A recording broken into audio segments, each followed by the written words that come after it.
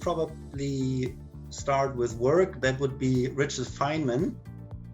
So I read a couple of his books, of course, and so they're very inspirational from the way he lives, but also the way he does physics. And actually, he's written this 3-book series on physics that are very recommended. So they are really, really good, and they are not they're quite light on the math side, but they're very heavy on the physics side.